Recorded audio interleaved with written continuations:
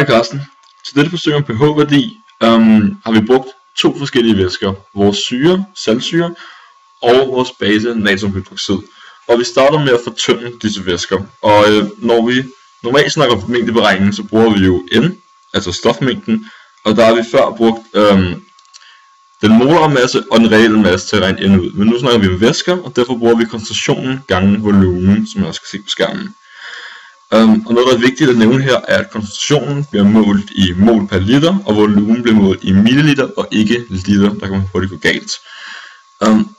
Og vi har altså haft en 2-molær saltsyre til at starte med. Vi har haft en 2-molær saltsyre, og så vil vi gerne få tyndet ned til en 1-molær, en 0,1 molær, 0,01 molær og en 0,001 molær. Og den formel vi har brugt for at finde ud af, hvor meget af den originale væske vi skal bruge for at få den fortynding vi ønsker, den står nede i højre hjørne, og den hedder V1 er lige med C2 gange V2 divideret med C1. Og det vil altså sige, at V1 er volumen af den væske, som vi starter med at bruge. Og C2, altså koncentrationen, den ønskede koncentration af den, som vi gerne vil fortynde ned til, og V2, altså volumen, som vi gerne vil have den nye fortynding til at være. C2 er til at starte med 1 mol, og V2 er 50 ml. Så dividerer vi det med C1, som altså er 2 mol fra den oprindelige væske, og så får vi V1. Det var fortynding. Yes. Okay. Når man arbejder med syre og base, så er det meget essentielt at stifte bekendtskab til pH-beregning. Og pH-skalaen, den fortæller os noget om surheden af en væske. Og pH-skalaen, der er en neutral væske, har pH-værdien 7. Og pH det er defineret ved den omvendte titalslogaritme til koncentrationen af oxoniumioner.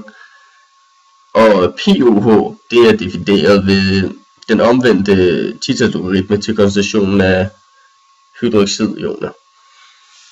Og i en væske, der vil pH-værdien lagt sammen med pOH-værdien give 14. Og det er meget smart at vide, når vi f.eks. regner med baser, som jo ikke er sure væsker. Her kan vi altså regne pOH-værdien ud, altså koncentrationen af hydroxidioner, og ved at isolere pH i den form vi ser, pH plus pOH lige med 14, kan vi sige 14 minus pOH og finde pH. Yes, præcis.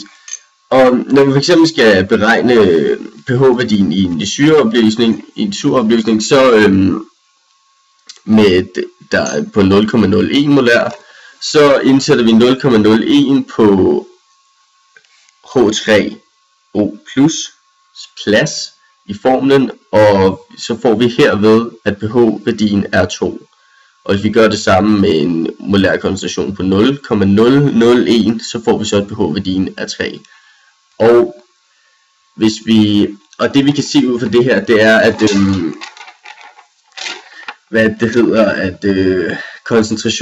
når koncentrationen er af oxoniumioner falder med en faktor på 10, når det bliver 10 gange så lille, så stiger pH-værdien med 1.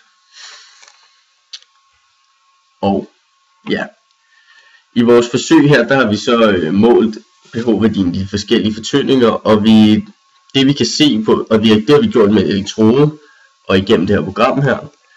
Og det man kan se på det er, at jo mere vi fortynder en væske, jo tættere bliver den på at have en neutral pH-værdi. Yes. Skal vi synge? Nej, jeg tror igen. Jo, så kan vi se det. Nej, Carsten, det bliver ikke. Og Carsten, det her, det er Thor Andreas, der taler her. Ja, okay. Hej. Nej, faktisk. Carsten, giv Thor et tital. Giv ham det tital. Han har fortjent det. Han har måske fortjent det. Sød lille dreng. Så Carsten.